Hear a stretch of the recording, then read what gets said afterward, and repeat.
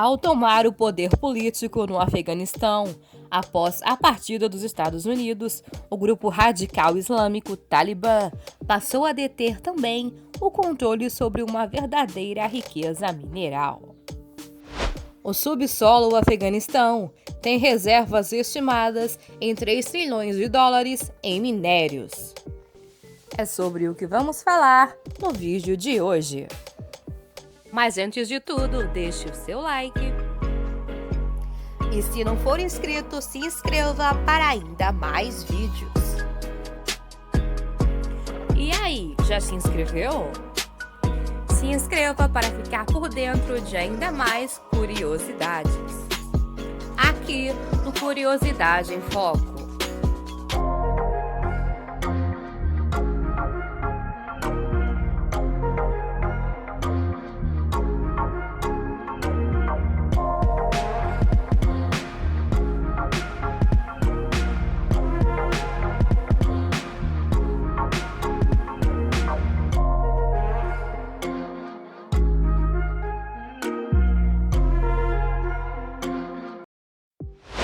Riqueza mineral do Afeganistão pode dar ao Talibã trilhões de dólares. Ao mesmo tempo em que é um dos países mais pobres do mundo, em 2016, mais da metade da população estava abaixo da linha da pobreza. O Afeganistão possui extensas reservas de cobre, lítio, cobalto, ferro e ouro, que permaneceram relativamente intocadas nas últimas décadas. Período em que o país esteve mergulhado em diferentes conflitos armados. Entre os anos de 1996 e 2001, quando o Talibã governou a nação, sua principal atividade econômica foi a produção de papoula para a extração do ópio, matéria-prima para a fabricação de heroína. O país era considerado fraco nas relações internacionais e comerciais. Agora, porém, as coisas podem ser diferentes. Não porque o Talibã, que tenta vender uma imagem mais moderada ao mundo, tenha efetivamente mudado, mas porque as condições de exploração e, sobretudo, o mercado desses minérios se alterou drasticamente nos últimos anos, impulsionado pela necessidade do mundo de se mover em direção a uma economia verde.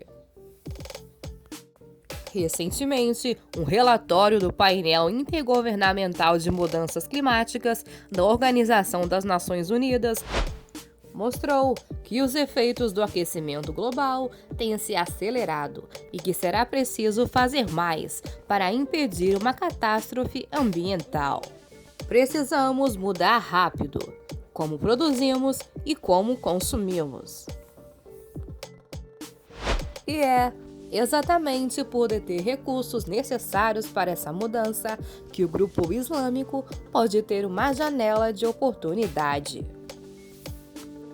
Para Rodi Shonover, cientista especializado em mudanças climáticas, o Talibã não está só sentado sobre valiosas jazidas de pedras preciosas, mas de minérios centrais para a produção industrial mundial, como o ferro, e especialmente de parte dos recursos mais críticos no processo de transição econômico-ambiental. Mas afinal, o que há no subsolo afegão? Há centenas de anos, sabe-se que a região onde fica o Afeganistão é rica em minérios.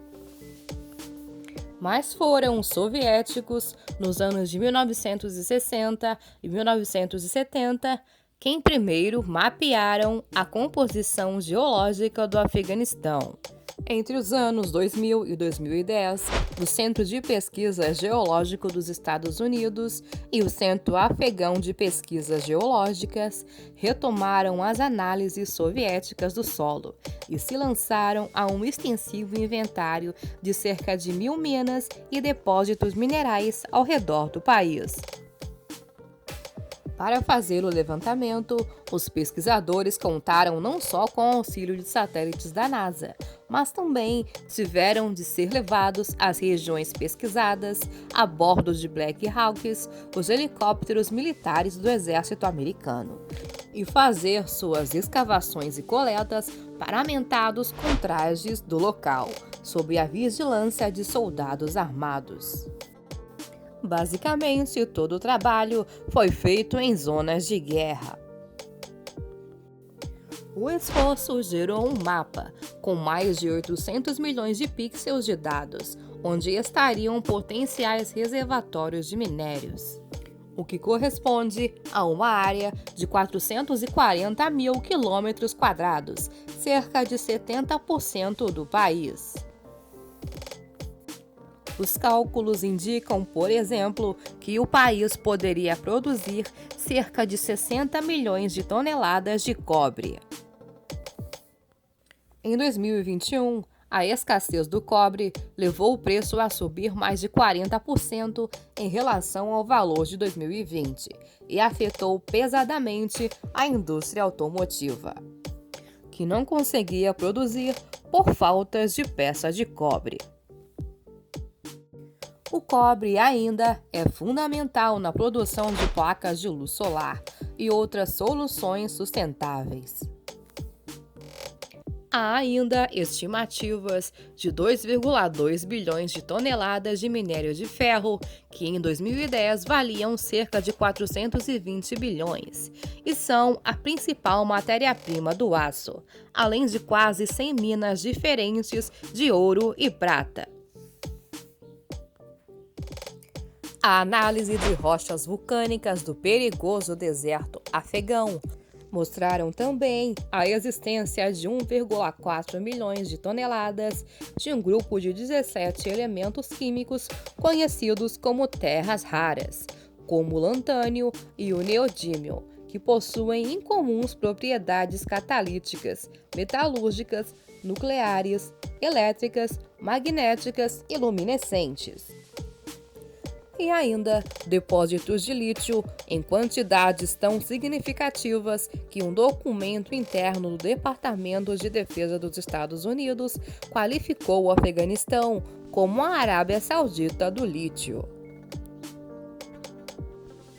Mas pode haver muito mais do que isso, só que não foi possível analisar, dada a insegurança do terreno, explica Shoronover. Tanto as terras raras quanto o lítio são fundamentais no desenvolvimento de produtos de alta tecnologia verde. Eles são usados em celulares, televisores, motores híbridos, computadores, lasers e baterias de todos os tipos, incluindo as de carros elétricos. Esses minerais são tão centrais para a economia atual que o Congresso americano os classificou como críticos para a segurança nacional. A crescente demanda por cobre, lítio e cobalto, em particular, está sendo impulsionada em grande parte pela transição para a energia verde, afirmou a BBC News. Em 2030, os Estados Unidos planejam ter metade de sua frota automotiva composta por veículos elétricos. Hoje, são cerca de 2%. E em 2035, a União Europeia espera eliminar todos os carros com motor a combustão. Em sua fabricação e funcionamento, carros elétricos demandam, em média, 6 vezes mais minerais, como o lítio e o cobalto, do que os carros convencionais.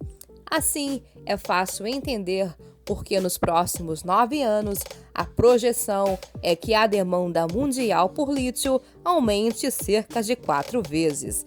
Já a demanda por terras raras deve quase triplicar em 2030. Em maio, a Agência Internacional de Energia alertou que a produção de lítio, cobre, cobalto e terras raras precisa crescer drasticamente, ou o mundo perderia a chance de combater ao aquecimento global. A entrada do Afeganistão no mercado também representaria uma bem-vinda diversificação de fornecedores. Atualmente, apenas 3 países, China, Congo e Austrália, respondem por 75% da produção global de lítio, cobalto e terras raras. O fator China. Não resta dúvida que as potencialidades econômicas para os afegãos na exploração desse subsolo seriam enormes e essenciais. Mas se fosse assim tão fácil, os próprios americanos já teriam começado a exploração. É impossível criar condições de mineração industrial e ao mesmo tempo em que se tenta desviar de balas, afirma Schonover. Não apenas os sucessivos conflitos militares explicam o motivo pelo qual a riqueza mineral afegã nunca foi sistematicamente explorada. O país não tem vias rodoviárias asfaltadas ou malha ferroviária capaz de escoar a produção. Além disso, a atividade mineradora exige enorme quantidade de energia elétrica, recurso escasso em um país onde somente 35% da população tem acesso à eletricidade, e de água, também limitada e com distribuição precária no país. Nessas condições, o pouco de mineração feitas até hoje foi totalmente irregular e artesanal. Todos esses problemas já existiam antes, mas agora, sem os Estados Unidos por perto, há também novas oportunidades. Em contraste com a primeira vez em que o Talibã chegou ao poder, na década de 90, a China, vizinha do Afeganistão, agora é uma potência manufatureira com alcance global. Isso muda a equação, já que o controle do Talibã sobre o Afeganistão agora chega em um momento em que há uma crise no fornecimento desses minerais. No futuro próximo, a China precisará deles, afirma Michael Tanchun. De acordo com Tanchun, se o Talibã oferecer aos chineses condições mínimas de segurança para a operação, é possível que a China seja capaz de cruzar a fronteira, com maquinário, pessoal treinado e até com insumos para construções de vias, e criar as condições para uma produção em escala de minérios. A depender do mercado, seria inclusive uma solução lucrativa. E a China não é conhecida por relações internacionais baseadas em sanções por assuntos de direitos humanos e liberdades individuais. Temas, aliás, que frequentemente trazem problemas ao governo de Pequim. Fora da própria China, os maiores produtores desses minerais são a Austrália, o Chile e a Argentina. Assim, o Afeganistão poderia ajudar a China a obter maior segurança de abastecimento a uma distância muito mais próxima, reduzindo a participação de mercado para os produtores de lítio da América Latina. Embora não costume operar em zonas de guerra, a própria China já tem uma posição pioneira no Afeganistão para extrair minerais.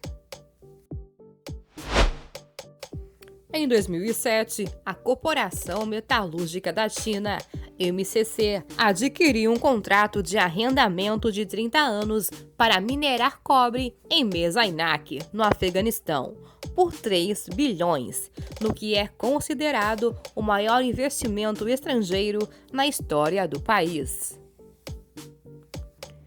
As operações de mineração da MCC foram duramente afetadas pela instabilidade do país devido ao conflito entre o Talibã e o ex-governo afegão.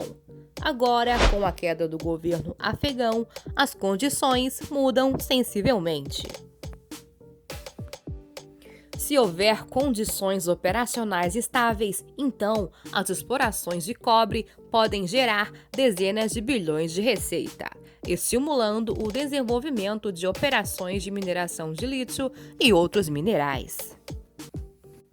Outros países da região, como o Paquistão, certamente teriam interesse nisso, já que a produção poderia ser transportada por suas rotas comerciais até a China, o que geraria receitas aos paquistaneses e aumentaria os incentivos para que eles atuem em favor da estabilidade da área.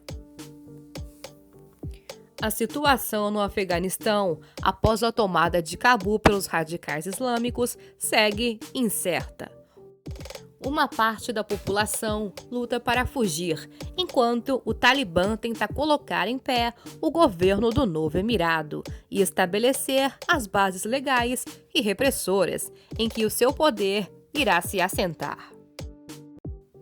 Se gostou do vídeo, não se esqueça de deixar o seu like e se inscrever para fortalecer o canal.